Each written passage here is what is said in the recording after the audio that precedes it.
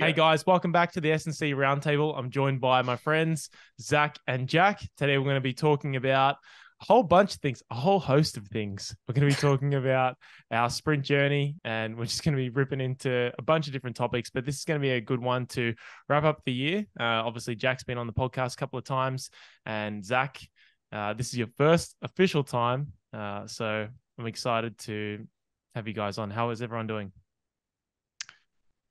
I'm doing great. I'm having a great morning. Wrapping up the year with a complete lethargy, but I've enjoyed. I've supplemented whatever work should be completed with seeing some friends. Having constantly messaging and talking to you guys like I'm 15 year old on the tune, and yeah, life is good at this time of the year. I can't complain. I've I'm really just in the had childhood bedroom. but it's like That's it. MSN all over again. What was your MSN email? I think it was BA Racer. It was like my dad's MA Racer. Yeah, yeah. I don't know why. Mine was cowseatsnow@hotmail.com. And I think that's possibly like the biggest chastity belt that you could put on a teenager. But sorry, Zac, how are you doing? Yeah, I'm doing it. Mine was Pieman 007. I don't know why. I had a big Simpsons phase when I was young. That was it. Yep, James Bond and Homer. nice. But I'm up in Sydney for a little bit. Didn't get to go see my sweet Prince Jack. Times didn't work out, but we're in the childhood bedroom in the family home with the mic attached to the lampshade. We've got the high efficacy setup. Well, when you say you're in Sydney, you're not like you're actually Yeah, in no. Gosford. And then so when you're like, yeah, I'm in town, like where do you coach and train? I say Georges Hall or Bankstown Athletics Track. It's like, oh no, that's like 2.5 hours away, Zac. You can't just like It is a bit far. Well, I used to spend a lot of time in Blacktown and Seven Hills, and I'd drive like Yeah. the 2.5 hours every second day to go train. So it's not awful, but not this time. Mm. We've been Added. reminiscing in our in the DMs. We've been talking about how we've I know Jack, you put down some notes for the podcast to kind of just give us some more structure, which is great. And hopefully hopefully we'll try and stick to those things, which I think is good. Otherwise I feel like we can go in a ramble of why pliers should have longer ground contacts if you shit at them. We could go. We You could throw go. out the bat single. Matt's just put his head up like someone said pliers. I just got a message from him. But it's yeah, it's been really cool, kind of learning a little bit more about this stuff and just learning a little bit more about running. And it all kind of started, I think we just kind of really love I just like the power stuff, really. I just like the acceleration. That's the thing that interests me the most. And I think when I found your account, I saw you did I think you did a post or you just had some heavy tens. And I was like, what is this? This looks like perfect. This is exactly what I want to do. I just want to run with the sled. And then I realized I had like the sled harness up at the gym. I just had it sitting there it was just sitting in like a storage box. And then I think it kind of just started from them. And then I think we kind of had some more common interests, we realized. Otherwise, yeah, there was kind of the foundation of the friendship was on on the sled, to be honest. And yeah, it's been really interesting. Zac, you can share kind of your thoughts on sprinting. You've kind of shared a little bit more, and then I'll kind of like fill in any of the gaps. I mean, the heavy 10 was definitely the sprinting awakening. I mean, for me, I definitely had a little bit more background from when I was younger. So it was something that I was keen to step back into once we actually found out that that was the direction that we wanted to push. It made a big difference having you want to push for it as well. Then once we connected with Jack, it's like, oh, cool, we actually have someone here who can make sure we're not just sucking at it, which he's very polite about it. He sent him a video and he's like, oh, mate, you're doing really well. This is great. So I think having that together and pushing those outcomes, we've ended up in a really good spot with it. And I think this is the most enjoyable mix of training we've had, at least on my end, it has been.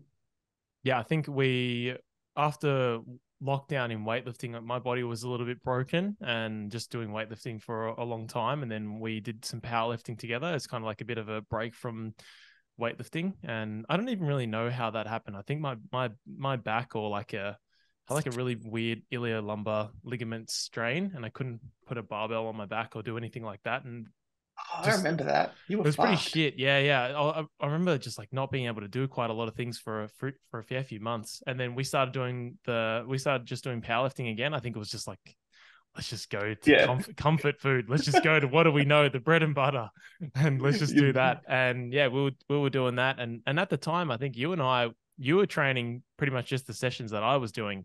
So it's kind of in a way and we look at like, as an outsider for me to you, like seeing just like the enthusiasm that you have for training now, how much greater it is doing this. Things have changed a lot, and even for myself, like personally just having a bit of a break from doing weightlifting just because it was constantly fucking me up, and then doing in the way that I kind of organize training now. And then we started doing some sprint work. We started with the hill, and That that kind first of video. that destroyed us. And yeah, we just really struggled. We just had no. I was just so slow from doing all the powerlifting, and very strong but slow as. And then the sessions have kind of just slowly evolved. We didn't do any like tempo jogging. We didn't do any like running or anything like that. We just went straight to acceleration monster. I never would have thought that the heavy 10 would be like the gateway drug. It's like the innocent joint for a 15-year-old who ends up going down the bad path of high velocity sprinting at a later point in life. But that's really it's a cool anecdote. I think that I tried to make that thing as people like yourself in mind, who perhaps a lot of people who are stuck in the gym don't really go outdoors a whole lot, and they kind of want to still feel explosive, because I think that if you were to sort of go from, I guess, the sort of heavy stuff, high intensity, big drive. I always think, yeah, like big Euro dudes and girls and stuff like that, to go then do tempo running. I don't know if you'd get the same high. Well, the same sort of we like, were running around the track, and it was so funny. We were only been doing one lap to warm up, and then we just do jumps, and then we get into it. And then Zach's like, so we'll do 2 laps. I'm like, yeah, we'll do 2 laps now. So we started doing 2 laps, and then we get to 1 lap, and he's like, fuck, when does the runner's high kick in? And I swear to God, I was gone. I was gone. He's like, and then obviously Zach, how he is, he gets to the second lap, starts the second lap, and he's like, oh my God, I feel it. I feel the high. I've got the runner's high. And Exactly 425 meters. That's where it yeah, comes in. it kicked yeah. in. And yeah, that was really, really fun. But I don't think I know, exploring this kind of, I don't know, this kind of modality, or just looking at sprinting and just doing it. I don't really know what I was trying to get out of it, to be honest. I think I was just doing it because you were doing it, Zach, to be honest. And I just was like, well, I need to train with someone as much as possible, because that's just because I just love doing that. And yeah, we're kind of just gonna. I think we said it when we first started training together. It was like, yeah, we're just gonna do we're just gonna do all the programs. We're just gonna do them all together. We're gonna do the bodybuilding one. We're just gonna like work through all the seasons or all the phases, and just kind of like organize the training by how we're feeling. And yeah, currently we're in the summer sprint program, and yeah, for me it's been pretty interesting because I started off. You obviously, Zach, you have a bit more of a background with the sprinting. You did high jump. Yeah. I was In high jump, long jump, triple, 100, 200, New South Wales, represent, bruv. It's not really New South Wales. It's no, I'm joking. It is New South Wales. So yeah, that you kind of had the background, so it was really easy for you to slip into those kinds of those drills. And I was so uncoordinated at all the drills, or still am. And they're just like, and I find them like little brain teasers. They're just so hard to like get the body to do what you want to do and sequence the limbs in that way, where I'm just so used to like just being so stiff and not moving. And yeah, it's just the complete opposite to weightlifting. And it's just been really interesting just picking up and learning a new skill. And then just obviously I kind of think of myself as more of like a specialist with some of the things that I've been teaching, because I've only been teaching really just one thing, which is just weightlifting. And then just seeing how, applying the knowledge that I have from that, which is working with people, and then now teaching a fair few people, like it's like 10 in the last couple of months, how to sprint and use the sled and do those things. And yeah, we've learned a ton. That's been my favorite part from the outside. Like, obviously, it's cool to see you guys are actually good runners. And I know you guys think that I'm being polite, but I'm not. Like it's just a fact that you guys I think move really well. But you just like I think that I say this to so many people. Like I'm coaching a guy who's like 100 to 105 kilos. I know he's 18, plays rugby league, and he's training at the same time as the sprinters who might be in the 70 kilo, low 80 kilo bracket, and it's just going to look different. But it doesn't mean that it's not good or bad or anything like that. He's running really well, and you guys are running really well, so that's been really cool to see. But beyond that, I've loved seeing that you guys are actually applying it, giving it to other people, doing it in your own way, having your own like acceleration specific squads out there with the sleds and stuff like that. I think you could have a Victorian bobsled team um, ready to go pretty soon. Or I don't know. I've always had this fantasy of like a sports team. I don't know what the sport would be, rugby league, rugby union, even soccer, where hypothetically all 11 people on the pitch are like 6'3", 100 kilos, massive quads, and like the best 10-meter people of all time. And I just want to know what the strategy would be to win football games and stuff. But I'm just imagining Brandon Icardi as like your centre back in football and just cranking people because of his power and raw raw ability. I don't know if that's possible for you guys to make like a touch footy team I and then really go wish full contact. I really wish we had some times from earlier, but I guess we Yeah. look back at the videos and we see like how we moved at the start to how we move now, and it's completely different. And It like, was just slow. We don't need a Yeah. time. It was just slow. Well, the good thing about sprinting, in my opinion, is it pretty much has inbuilt progressive overload. Whereas like in the weight room, for example, you have to, add, 60 kilo squat to 62.5 or 65 kilo to 70, blah, blah, blah.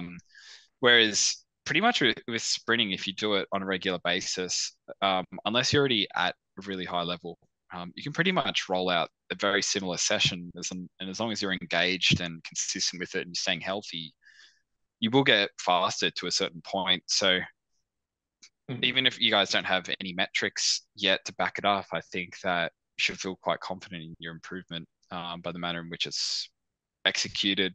Like your perceived experience of it is very important.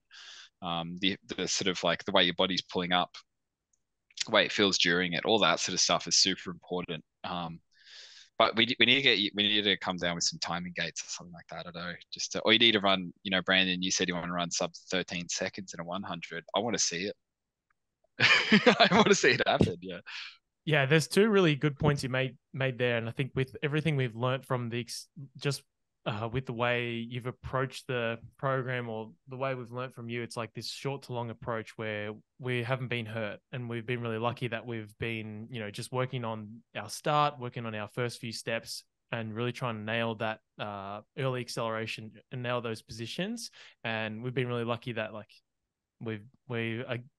both Zac and I can produce a lot of force, and we don't really have a lot of like our tissues aren't exactly built for sprinting right now, and they've certainly adapted to it. But we haven't been injured. We haven't been. I think we've been really it's been really smart and been really intelligent with how we've done that. We haven't like blown up or done anything stupid. And there's been a lot of times where I probably want to do another run, and Zac's like, "Nah, leave it at that. I'm done." And then you really feel like just how I think most recently just how intuitive I've tried to be with a lot of my training, or like I try to be, and Zac's probably thinking you're cooked, mate.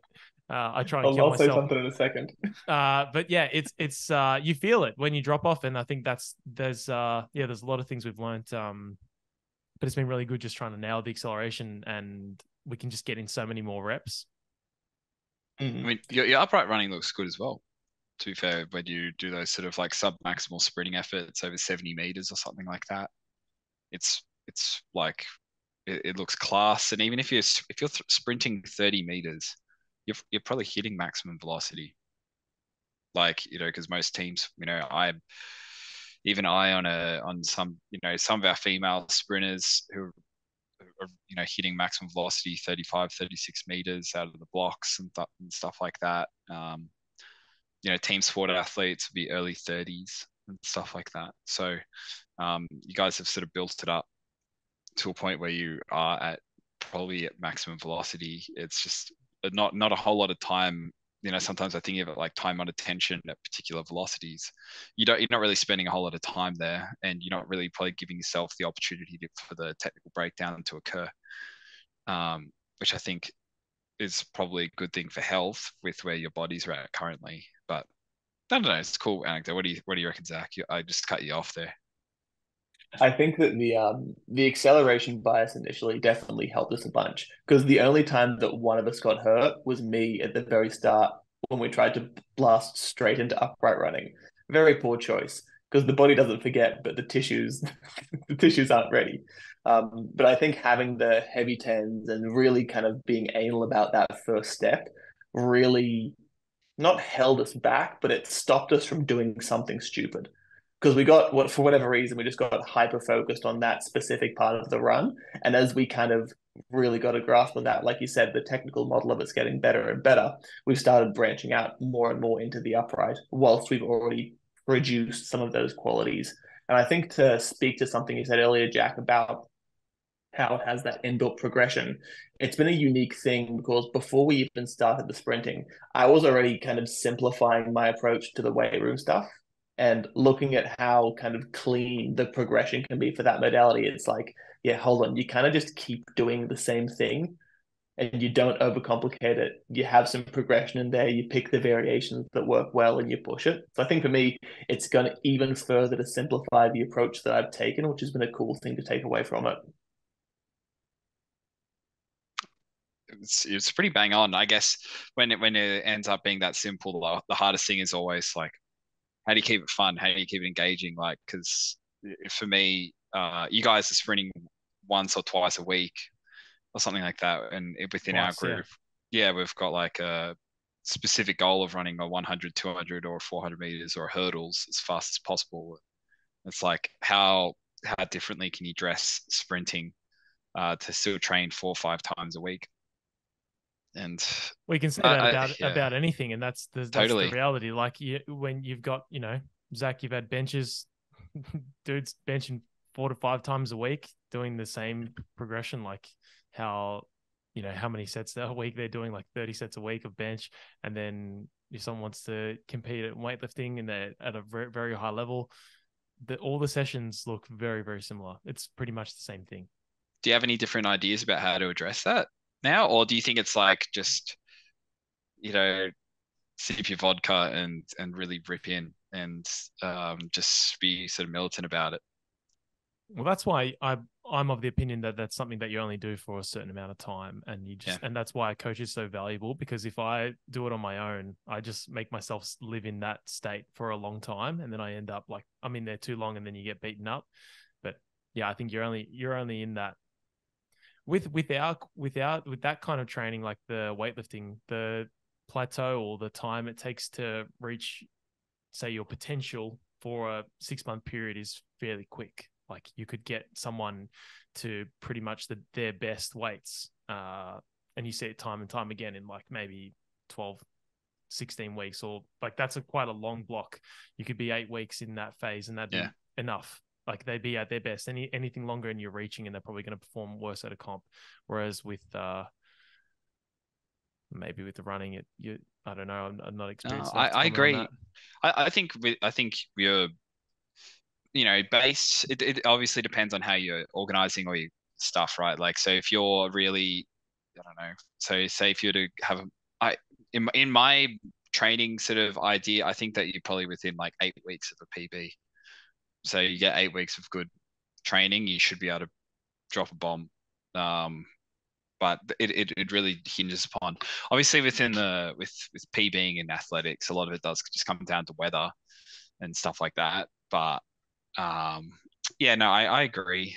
I agree, and I think that sometimes even back to your point about problem solving all the running drills and stuff like that, I sometimes just think that you just get caught in a rhythm and you sort of, I don't know, one of my favorite words to just explain brain stuff is just to just put neuro on the front of anything. But like, I think if you do something like weightlifting repetitively or running in a particular velocity or style or whatever, you get stuck and you sort of, I think Bush Exnader calls it like neurological staleness, and you just like don't have any, you're sort of trapped in a coffin, and you can't really get out. You can't really squat or clean or jerk or do any task to an extra level because you've repeated it in a certain state, especially if you're in a higher training density of state of fatigue, and it's like you can't overcome this and take it to another level. And I think that's sort of I think that's a contributing factor to that sort of 8 week time period where it's like you've just smashed yourself or whatever, or you've just trained very hard for 8 weeks. You've come to the end of it, and you probably have hit the tipping point at which you've created such an efficient technical model, and you've sort of got this neuro pathway to solve this problem completely down packed. It's extremely efficient. You put a lot of output into it, and it's like anything beyond that, it becomes detrimental because you can't push beyond. You can't find another solution. Your brain can't figure it out how to do a little bit better. Or on top of that, perhaps the sort of, I guess, the physical component to it, not the brain, but the tissues of just like being chronically demolished, and they need some sort of time period to like adapt to it, or to actualize the training load, or just to rest and to let like Mother Nature do its thing. That's just my period, just neuro staleness before you just need to jump off the cliff. Yeah. Zac, what do you want to add to that? I guess catching it before that point of neuro staleness, or before you get so heavily dug into that coffin. And I guess it's different for everyone. Like I know you said, Brandon, before when you were training, that was it. You were just in that neuro staleness for extended periods, and you just keep trying to squeeze more and more water out of that stone. And I think it's not to say that in those periods, say where you're not going through the Christmas push, it's not like you're not continuing to refine and practice the thing. Like there's always an undertone of pushing those qualities that are valuable to you, whether or not your long-term plan is to be the best weightlifter possible in 10 years. In those 10 years, there's probably not a point that you're not going to do a snatch and clean and jerk if you want to get really, really good at those things. But those small periods where you wave how much intensity that you do drive, you have to get those right. And I mean, the better athletes will just have longer periods they can spend whipping the horse. And I don't think anyone would disagree with that. The more time you can spend doing it at a very high intensity, the better you're going to be. But that doesn't necessarily mean that always chasing that top end for people is going to be the best outcome. I kind of have this thing where I think that some people have like some inbuilt intensity capacity within them. Like it's probably just a genetic thing. They're just better. And so they don't even need that much high intensity training. I'm thinking of like, my background's obviously in the sprint world. So some people come in being able to sprint very fast. They're maybe not a complete sprinter, but maybe in the weightlifting world, like Lasher, for example, maybe he doesn't need to like go over the top and sort of do extra heavy weights all the time, and he still has capacity to rock up on game day and whip it out. And I don't know, I think I think all of this sort of like staleness thing, I think this is where the sort of role of variability comes in, and it's able to break the cycle somewhat, because I think that I know what you mean, Zac, with the sort of how much specific work can you condense into a training block, and that will probably lead to high performance. And most people can't handle that much. But I wouldn't necessarily even call it a circuit breaker, because you always want the circuit intact, especially if you're pushing to those higher outputs. It's more so just a way to moderate the voltage if we're going to go full electrician. Like those variability, it's not like saying, cool, we jam in a big block of sprinting to break the circuit of specificity. It's like, no, we use these qualities to distribute the amplitude across the systems that are being taxed, is kind of how I view it. Because I just don't know if it's possible to break the circuit, to be fair. No. I think it's like someone who's, you guys sprinted, in your teens and stuff like that. And, I'm sure Brandon, you could probably hit a hockey ball with like incredible power still. Like I think these sort of skills that you require probably last for a long time, no matter how many clean and jerks, back squats, deadlifts you chuck in between it. I don't know. I don't know where we're going with this, to be fair. But no. I think what's interesting is, the better athletes, but it also depends on the quality. But some people just have the half-life for some of those qualities is like, for some people it's like 4 weeks, for other people it's like 30 years. There's a guy, Goran, one of the guys Goran trained with, his name's Ronnie. I'm pretty sure his name's Ronnie. And Coleman? Nah, similar to that guy. He I think he's like 60 or something, and for his 60th birthday, he hadn't even been squatting, and he squatted. I think he squatted 200. Yeah, and it's just like, honestly, that doesn't surprise me. I think the quality of strength doesn't go anywhere. I find for myself things drop off very quickly, but it's just, I think it's my body's, the half life for some of those things is just really, really low. It's really short. Every quality does have a sort of an expiration date, use it or lose it type thing. And from my bro science university understanding, I think that strength will last a long time. Qualities associated with power, elasticity, things like that have a relatively short time. But I've seen it the complete opposite, where I've seen people who hadn't run sprinting for 3, 4, 5 years come in and they're still very fast. So I don't know if there's a blanket rule. It's very person to person, I'd imagine. It would have to come down to how much skill they have as well.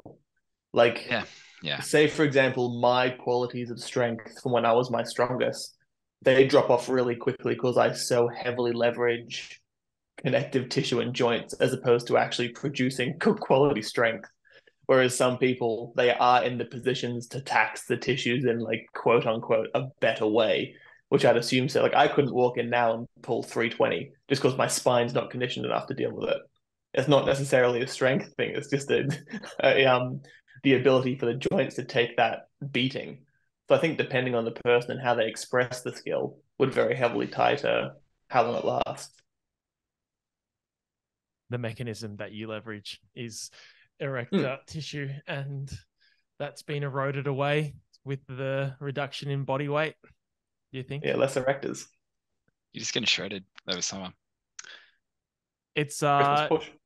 It's interesting as well because since we've kind of dived somewhat quite we've kind of fallen in love with it, I reckon. Some of the sprint stuff, and we ended up doing the John Nicolosi Mad Melbourne Mad Athletics. Mad Athletic, their sprint course. And when I reflect on it now today, I was actually really excited that you put that in there, because I think it's good, because Zac and I have had a chance to apply pretty much everything that we learned, and I think we were just so excited to like get stuck into it and use those drills, and we were probably unsure about how we can apply all this stuff, but at the same time I think it was very pragmatic, and definitely feel I feel like I've got a good handle on some of the things that we need to look at, and particularly with some of the theory stuff that he presented to us at the beginning. I just feel like he kind of debunked quite a few things, and how, like, if you're a slower sprinter, well, chances are low hanging fruit for you. Like if you run 16 or so seconds, you probably just need to work on max velocity. If you're like low hanging fruit, you just need to get faster. If you're a 12, 11-second sprinter, you probably need to work on acceleration. And he would just kind of like put people into these neat little categories, and just made it very simple. And the thing that I really enjoyed, many things, but the thing that I think about now is like how organized the way the course was run, and how the content was laid out. So it was almost like, I feel like some people make up terms and use weird language for sprint stuff every time they talk about it. Like every time I see a post about sprinting, this is something that I hate about this is something that I've never actually wanted to do it or look at it, is because every time I see something about it, or an authority talk about sprinting, it's always using different terms and using different language, and there's no consistency. And that's something that frustrates me a lot. And when I look at my own work, I only want consistency. I only want to be using the same terms and the same positions and all those things, and kind of having like a standard. And seeing that in John's work is pretty awesome. Yeah, I remember. So I gave you guys a recommendation to go because I hold John, and even if he doesn't know me and I don't know him, but I hold him in a high regard for the work that he's done for the past. He's been coaching for much longer than 5 years, but over the past 5 years in particular, I had some amazing results. And a good friend of mine is coached by him now.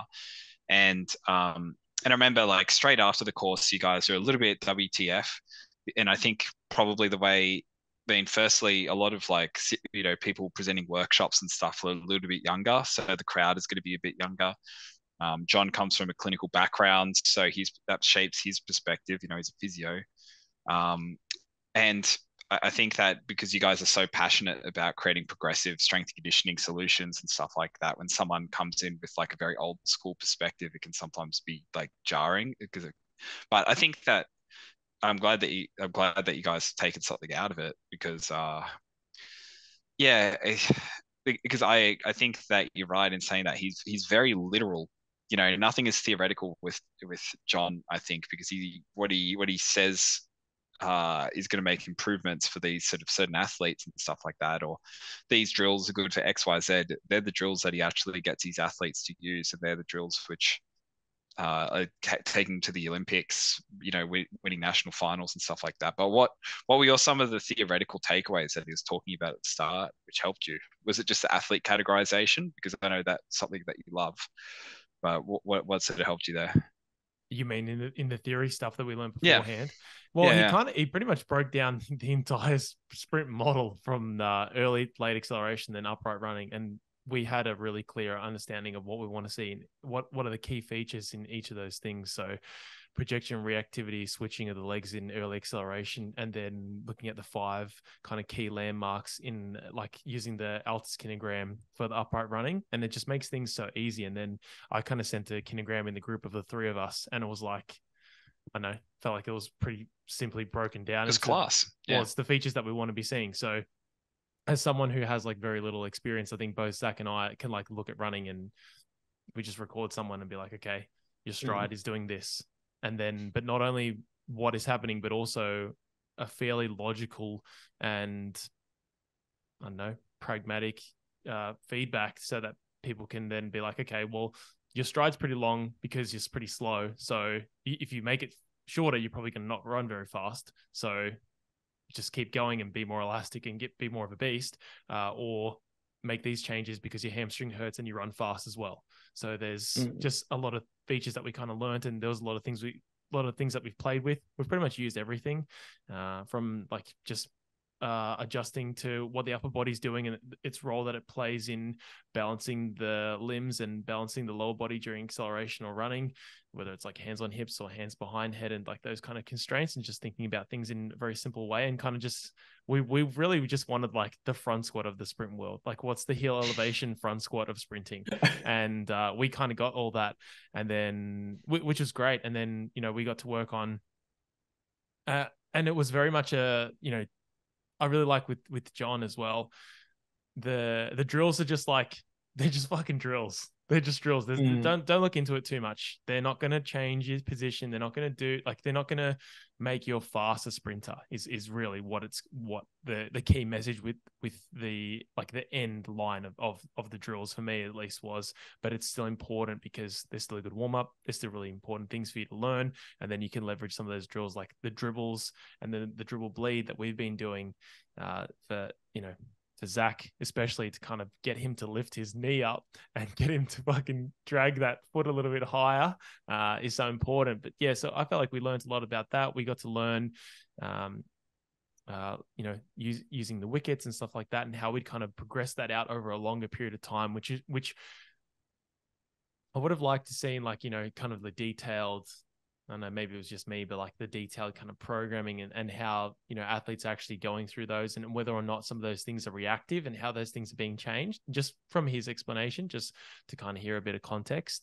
But the gym work. We don't really need to worry about any of that. But it was really awesome to kind of see how, just with the wickets, for example, for upright running, how he'd kind of hit this distance.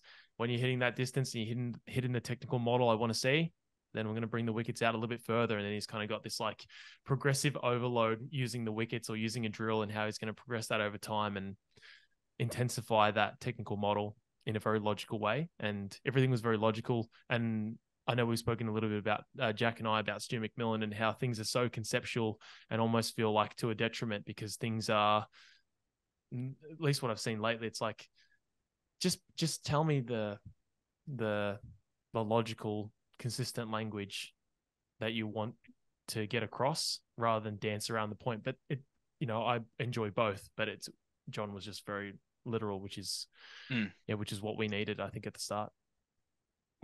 I think that it kind of gave us permission to apply the understanding and the terms we already know to that world. Because I know initially, as we started learning more and more, I'm sitting there thinking, no, there has to be more to this. Like, there's all these really advanced terms, there's all this really in-depth stuff that I don't understand. And listening to him explain it in such pragmatic and simple terms, it's like, oh no, the other people are just talking shit. There's very simple core principles, there's very simple features to focus on. And for us, we're already good at identifying patterns, identifying things in one style of movement that carry on through to the others. Like at a part of the initial part of the seminar, we identified a specific thing with one of the people who were demonstrating. And every single time that they mentioned another problem, it's like, oh, but can't you already assume that from the first thing? And I think it just allowed us to apply the problem solving skills we already had through understanding that we got and actually fully understand the concepts. Well, like now you're at a stage where, you make that kinegram. So for anyone listening, a kinegram is essentially a series of photos at different stages of the sprint cycle. So when the foot hits the ground, when you're sort of at max propulsion, when the foot is at last contact with the ground, when you're in the air, sort of thing.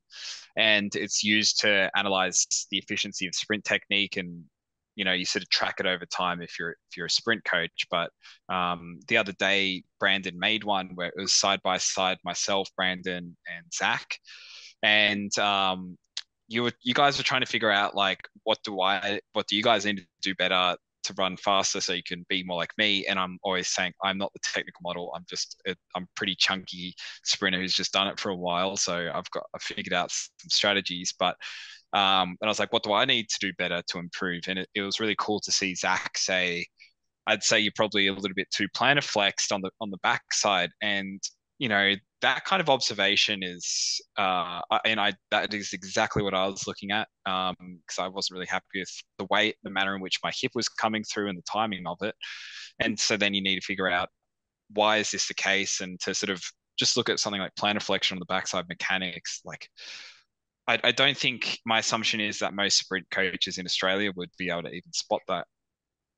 So I don't know what the hell John said to you during that workshop, but it made me proud to have that kind of observational skills, because it's a relatively fine detail which can make massive changes in sort of proximal, because in the end, the sprinting is about the hips and a little bit about the torso, I guess. But how can we make changes to the manner in which the hips are moving? That is the true engine. So like you guys are, you should feel very confident in taking people down to the park, go sprinting. If you're doing online stuff, prescribing it, being confident in providing feedback, because as you said, Zac, it's a very simple, especially if you're working with someone who can't hit 11 meters a second. Even the people that I work with, there's always very glaring, obvious things that can be improved, and you just slowly, one by one, make it a tiny bit more efficient. I think that the thing which people might struggle with is, what do you do with someone who's just dog's breakfast and everything is bad? You take the same approach, and you get the sled out. You get the sled out, see what happens, and in the end, you just pick something, and you hope that makes positive change to other things, into the entire system. But that's just my little rant on that there. Yeah, it was pretty good to see. Zac and I have kind of gone back and forth and been like, man, this shit's so simple. But then kind of talking to other people and seeing how I really like to know I don't know, when I like to talk to people, it's like I want to find out what do they know, or Mm. what's the limit of their understanding. And it's really interesting to talk about sprinting with other people because you really get a sense for what you said about, like, okay, you were too plantar flexed on the backside, and how like Zac and I can spot that quite simply. And then because we're just looking at the frames and be like, this is the thing that you need to focus on. And then people are focusing on, like, I don't know really what they're looking at. So it's made me really inspired to just make sure that when I'm giving information or when I'm teaching things for like weightlifting and weightlifting seminars and that kind of educational content, that there's just like these 4 key like phases, or these 4 key images that I want people to look at and be like, see what's happening in each of these 4 things. As long as you're hitting these 4 things and you understand these positions, then you're doing really well. And you can, same thing, you can confidently program it. And I think ultimately you have to do it though.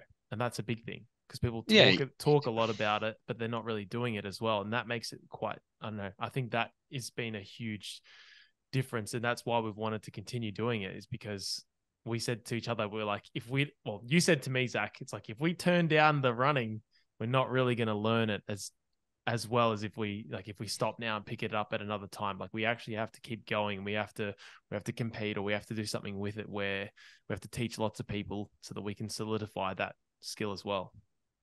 Because once you have it, you've got it. Yeah, it's simple with where you're at the moment, but where you're at the moment can help 99.9999999%, and even the people that I coach as well. Like, you could coach people into national finals. Probably, I don't know, because I know I'm not. Even if I've been doing this for a little bit now, I know I'm not at the level to be able to take people to international stages. I don't think things like that. There are levels which I don't know, but I don't know. Maybe, and that again will be from the lived experience. Like, I'm sure that'll happen with your clients. If you want to take someone internationally into weightlifting, you'll like rock up to some competition, see some a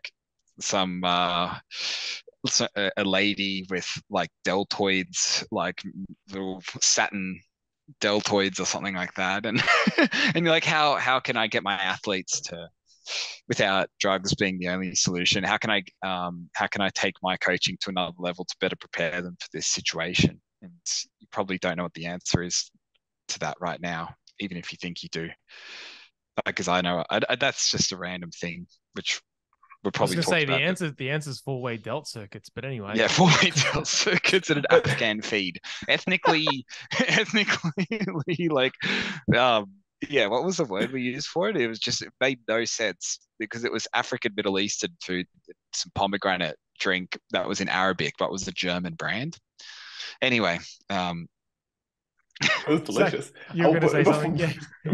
Before we go down the Afghan feed, I think that when you said you don't know what you don't know, which is a very good point, but I feel like once you get your hands on those people who are just specimens, and they inform your understanding and allow you to think, oh, I do know what to do. I just didn't have the person to work with to let it actually happen. Because you figure it out. You yeah, identify I the think so. problems, you see the person, you apply what you know, and if you know a good amount, you will find a solution. I think my where I go with this mentally is like I always try to like link it to competition, and I'm just imagining one day like having an absolute talent.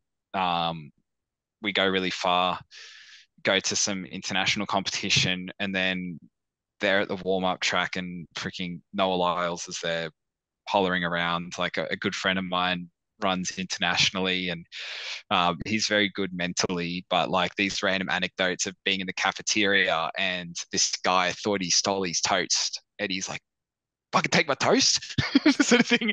And it's like, how can you sort of like how could you like better prepare them mentally and circumstantially for those sort of things? Because at some stage, when you guys even just compete at a random 100-meter event to run or something like that, I don't know, you might, in the same way, if I was to rock up and do a powerlifting competition, even if I've squatted, bench, deadlift or whatever in a gym, like competition presents itself a whole new host of problems and things to figure out. And that's sort of what I was going with. Like, how do you navigate sending people internationally? Which competitions do you put them in? What sort of training partners do you put around them? So that random shit, which is like not even about the training, because I'm sure the training principles will be quite sound for a long period of time.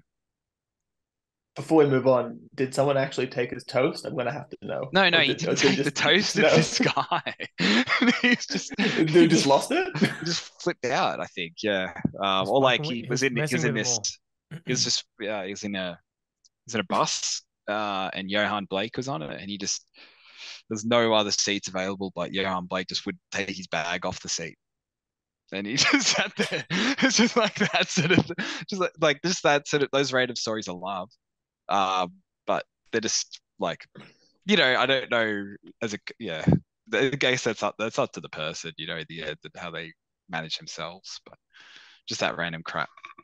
I can see you being pretty staunch on the bus, Jack, Nah, and being like, don't sit there. Nah.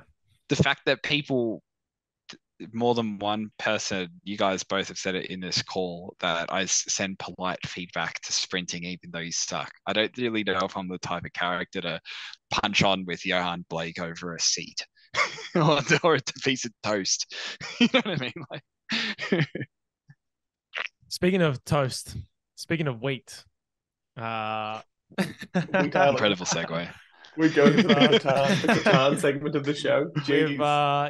Everyone ready up? We've been playing a really fun game, and it's been probably the highlight of definitely my Wednesday evening. And I said to Steph when we were making dinner last night, I was like, tonight's Catan night. She's like, oh fuck, I forgot. I'm like, yeah, well, I told you, it's on the whiteboard. It says it every week. It just lives at the top of the timetable. And pumped to get in a few rounds last night. I was busy making the longest road and just got pumped. You guys both pumped me. Well, it's funny you say the Steph thing, because Enid was like, "Oh, do you want to watch the end of Spectre?" So we're watching all the James Bonds, and I was like, "Oh, it's Catan night." And she's like, "Oh shit!" and then so yeah, I think maybe we'll have this conversation next year's time, and we'll find out that Qatar has preemptively ruined both of our marriages. Zach, you in the same boat? Is to go like, making plans, but it's getting thwarted by wheat economies. One of the nights I didn't realize how late we were playing, and I was literally laying on the floor in front of the bedroom with my feet in the air like a 12-year-old girl messaging their crush. And Dakota walks out at like 10:30 and she's like, "What the fuck are you doing out here?" And I'm like, "Oh no, we're I'm in addicts." trouble. Yeah. It's been a fun game, and for anyone who wants to jump into some, good old fashioned trading wheat, sheep, brick and ore, check it out. I think Yeah, I think we should create a tournament, like an Australian fitness Catan tournament. Do you think it could be possible? And who do you think within like the fitness industry would be very good at Catan? And for what reason? I reckon David with his e-commerce ability, he'd be able to. David Gray would be a good. I reckon he would do very well at Catan. Yeah, I think he has a good understanding of when to the economy. I guess like he'll try and work out how he can buy the cards. He'll be like, I'm buying the dip. Like, no, David, you gotta wait for the dice. No, I'll buy your turn. I'll give you 7 wheat for your roll. Oh my god. I'm imagining Kid Wenham flat, like he's got all of this. I don't know if you guys know him, the rugby strength coach guy, but he loves property investment. So I think that could be a part of it. But he might like not be that great at the diplomacy. I think David probably is a slightly more like friendlier person to make trades with. You'd reject all of Kier's trades. I would. You would? I would shoot it down. I'd be like, Zach, cut him off. Just building the road around. Cut off the wheat. I would love it, because I feel like if I do something like, I think he'd take me up with him. That'd be the logic. I don't really know. Maybe I think JB Smith would have a mind for it. For Catan. I don't really know why. I think I think he would take on. I think he would be really in the castle sort of philosophy of it, You anchor think he'd down. be an ore and wheat kind of man? I think he would be very industrial in nature and go really heavy on like wood, Fucking wood, Kian would just be in brick. the corner buying development cards. That's all he'd Yes. do. Just fucking development cards. Kian, Big sheep Kian. guy. Yeah, Kian, big sheep, ore and wheat, and he just fucking longest army every game. Well, that concludes the Catan section of the show. Sponsored by Colonist. Colonist.io. Oh dear. Anyone who buys all three of our digital products directly after this might get an invite and put you in the running. I think Funny Strong should do a game with us. Like if we were to pick a person, you've obviously said Kier, you've said we've talked about Kian, we've talked about some of the others, but I think Funny Strong would be, I think, just he'd be a machine, and he'd montage all the highlights. Like every round we'd have he'd be big in the stats, because I know you're a big stats guy, Jack. He'd be in the stats. He'd man. The only reason I'm in on the stats is because I like to just accumulate masses of resources. I'm like a genuine hoarder in this game typically, and it's just a flex. Evidence-based Catan. Evidence-based Catan. The velocity. Oh What my are the God. velocity metrics of your Catan scoring systems? Do you reckon you'd have to purchase a subscription to what's the fourth play to get company? membership? Well, I don't know if Val does Catan, but that one like alternative map that we did where it was essentially the British Isles, and you ended up with some weird island off the coast of Scotland that was just wheat. That was your selection. That's what made you figure out that. You know how we were talking about pattern recognition before, and the fact that you couldn't figure out that the sixes and the eights are the most commonly rolled numbers on the dice. I thought it was all chance. We're big concepts, man. Not into the details. I was like, cool. Dice roll, resource acquire, wheat. Yeah, but but what about Jack's phenomena for the Wheat Island? He goes, I think I can. You know what, Jack, you explain it, because I feel like I'm gonna butcher it. You had like a Wheat Island, and you submitted it to Urban Dictionary already. I haven't submitted it to Urban Dictionary, but it's like Wheat Island is like this. What the hell did I say to you about it? Because you said Wheat Island is something that both distracts your enemies and something like distracts your enemies and helps you, like it's like your North Star. It helps you because like Zac won the game with Wheat Island. Yeah, you're like, and it completely consumed me. I couldn't get over the fact that this is Wheat Island. It distracts your enemies and protects you or something like that. Yeah. We just kept putting the robber on it. Yeah, exactly right. And he only was accumulating one resource because he didn't have further infrastructure on Wheat Island. I just wanted to put the robber on the island for the novelty and the stupidity of putting your foundational settlement on it. Catan. I think Catan Night's important, to be honest. It's definitely played a role in my life in the last couple of months. I think meeting you guys has definitely helped me a lot. I think in general the podcast that we're doing early this year, Brandon, I talked about the importance of collaboration. But I think it's cool to have friends in the shit that you're also interested in, because I haven't really had it since high school, because it organically has, when you're in high school, for me anyway, it's like the rugby dudes make friends with the rugby dudes, and the football dudes make friends with the football dudes, and like the gamers make friends with the other gamers and stuff like that. So there's like organically just a lot of people with common interests. And then at some stage, whatever, you go to university. I did teaching and I had no real common ground with anyone else who studied education. It was like a class of atrophy.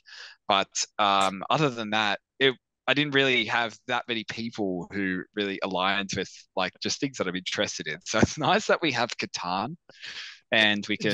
Jack, can you tell Zac about the atrophy diet?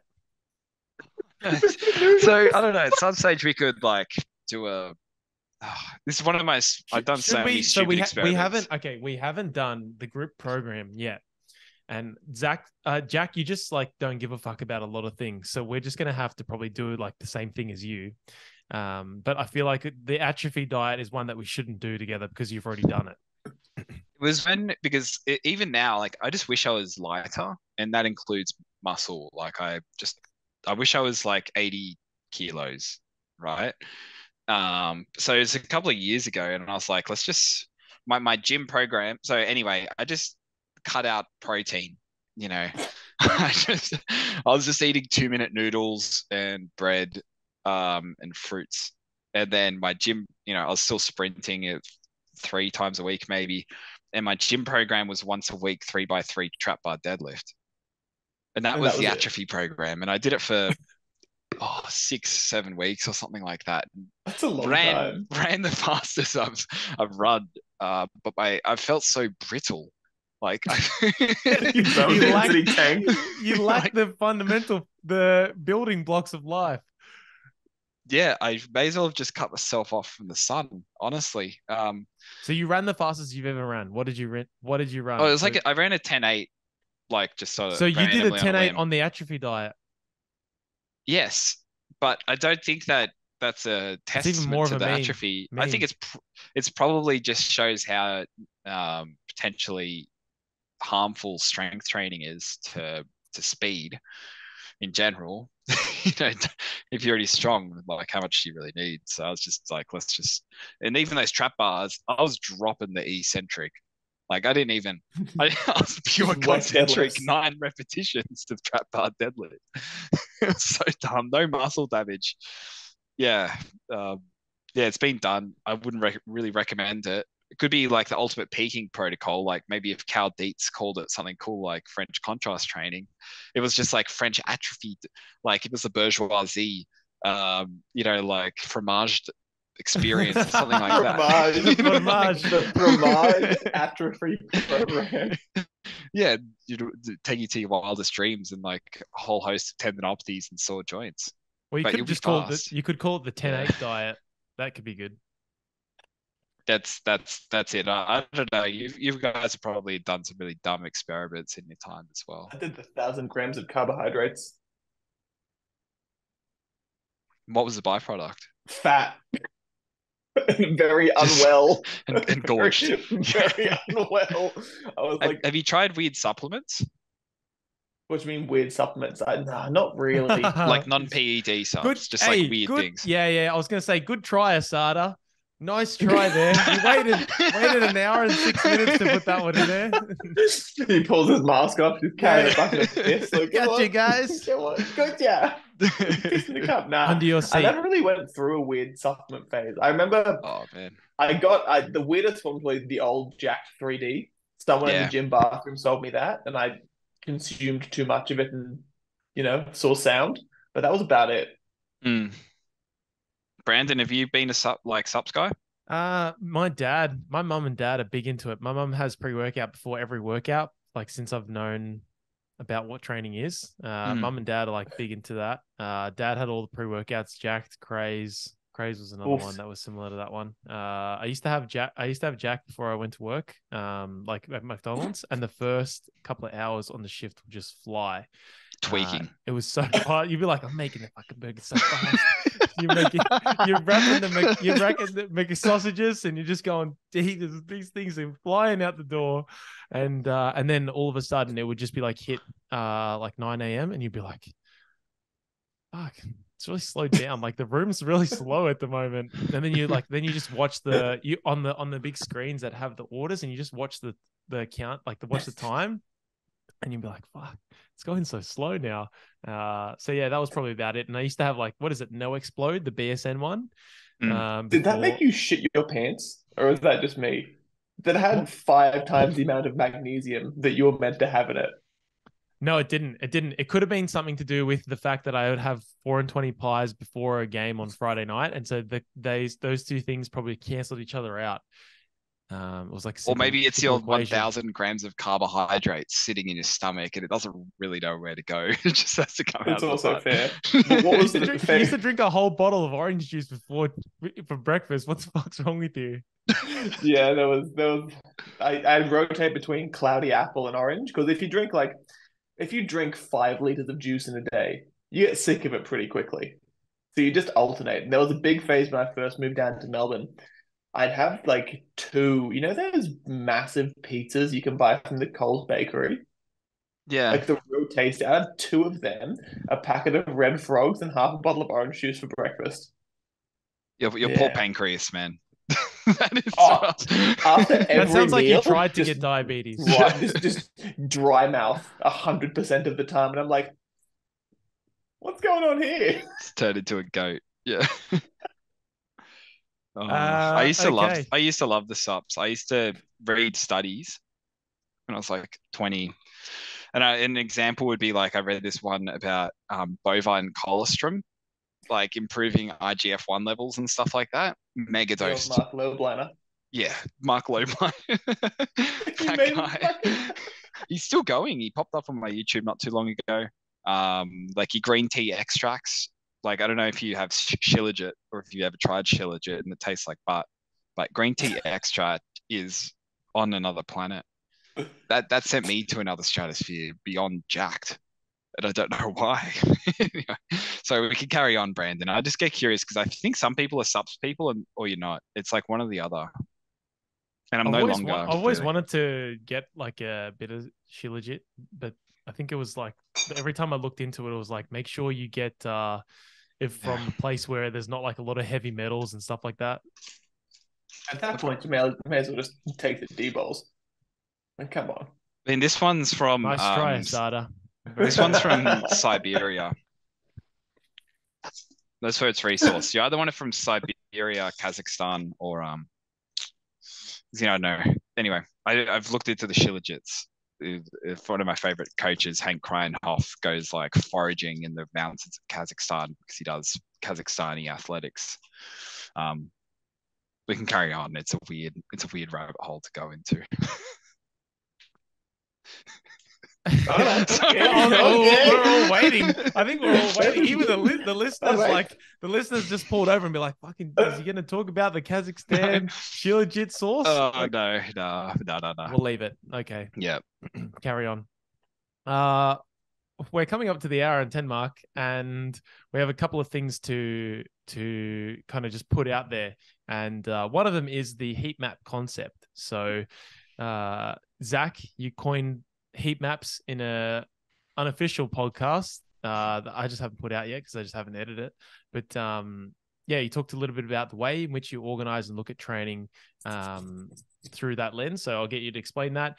And Jack, you had a very similar you really related to that concept. You have a very similar thought process, and you're working on a blog, which was the way in which you've organized sprint training. The microcycle was kind of looking at things through this bodybuilder lens. And I think the two of you share some common similarities between those thought processes. So, Zac. So it pretty much boils down to just total stimulus. The way I look at things is I assume that my model's correct, and I assume that all the things that I will put in a program, I'll put in a program. So it'll have some exposures to a whole bunch of different shit in the correct ratios for that person. Because everyone has a certain amount of each quality they need. Say, for example, you have Brandon, he needs certain percentage of heavy tens, certain percentage of jerk dips, whatever the fuck they are, and then a certain percentage of front squats. You pile those together, and once you have everything in there, it's just total stimulus. And then you have your little map of the body. And for Brandon's, it's just upper back. Upper back just red 100% of the time. And then you distribute that stimulus and you keep a track of what areas of the body and what tissues are more or less overworked. And then you kind of push forward from there. That's the heat map. Copyright 2013. Kongonis Holdings. 2013. Oh, fuck. Yeah, keep going. Keep talking. That's fine. Yeah. 2023. Okay. I'm glad it's not Zac, can you show 2013. us how to do a supine exercise? Anyway, we'll move on. Mate, if you can't contend with gravity, just fuck off. Yes. But Yeah, like I guess similarly to Zach, I think um it's just a way to I so my thing with this idea of a heat map from I really look I think bodybuilders are probably the best trainers in if you consider that a sport, but they're the best trainers mainly because their sport's a little bit easy to train for because you just train. But they're very good at just like creating a huge stimulus for a particular tissue, giving it ample amount of time to rest and adapt, and then hitting it again as soon as possible. And they kind of are able to recycle that for months on end to ultimately put on more, shape, size, whatever it is. And I kind of took bodybuilders as an inspiration for trying to create a more comprehensive sprint program because I think my background with the sort of sprint programming over the last couple of years as we dealt with a lot of injuries, mostly because people were bringing them into our group, truthfully. But I still wanted to do more work. And it's like, how can you create more work with people who are already overworked? And so kind of looked at different, sprinting, considered how different sprinting velocities and postures stressed different tissues and bias certain tissues in a different manner. And like, I don't really see this in the same way that like a back squat versus a front squat sort of stretches things a different way. It's like, I think it is discernibly different. So the way I sort of organize my training is that, for example, our weekly split, I guess you could call it, for most of the general phase of training in the off season was like a Monday was a high velocity day. Wednesday was a short acceleration day. Thursday was something a little bit more extensive, more like intensive tempo. So I'm thinking about 80% velocities. And Saturday was another acceleration day. So it could be almost recategorized as Monday being like a hamstrings day, Wednesday being like a glutes, quads, adductors sort of a day, Thursday being a bit more of a calf day, and likewise for the Saturday, glutes, quads, adductors, because those 3 sessions towards the back end of the week aren't hitting high enough velocities to elicit hamstring stress. The postures on the Thursday where you're just sort of bouncing up and down and running around the track don't stress the quads and the adductors in particular, as you're not really coming out of deep hip flexion into extension.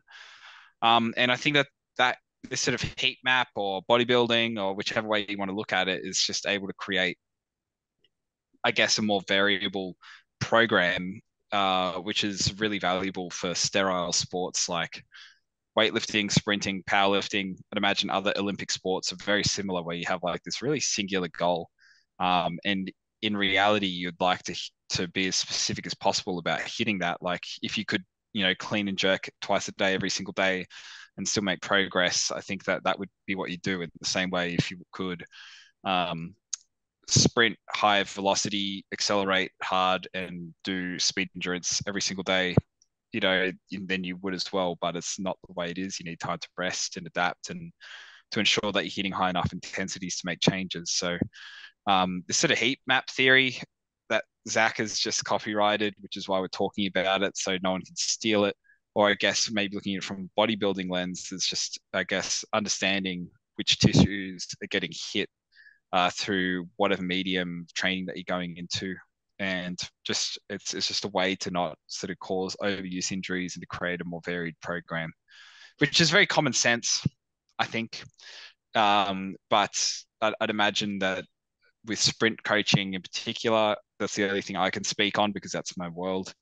How much overlapping session typing there is, where you're sort of stuck, cooking the pan on a medium heat or just running extensive volumes or running exclusively high speeds or exclusively acceleration or whatever it is, that doesn't really exist. But you can create training variability through looking at and while staying focused on the common goal through looking at training through this sort of lens. I want to just cut Brandon off before he jumps in there to flesh that a little bit more. Because on the bodybuilding side of things, I think the part that makes that style of training such a good proxy to explain this is they take the variable of hypertrophy because they only have one variable. Like that's specifically all they care about. And sure, other things matter, but that's the thing that they're pushing towards. They take that variable and they can subdivide that into so many different mechanical ways of taxing that tissue that they create variability within a very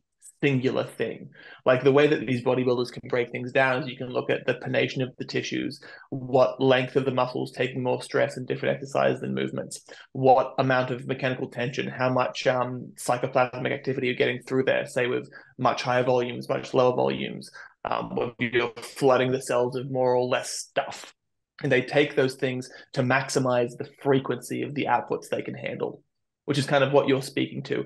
If you can ascertain what resistance profiles and what specific parts of the system each element of running taxes, it allows you to organize it in such a way to maximize outputs. Like you were saying, you can break that down into how fast you're going, what tissues are being taxed more, what postures and positions beat you up more or less, and you can kind of build it out from there.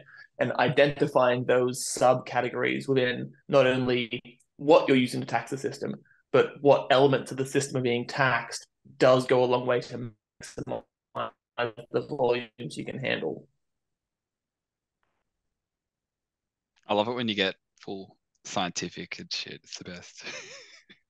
Speak so passionately about it. Whatnot. Sarcoplasmic hypertrophy. Yeah. Ooh, flood those cells.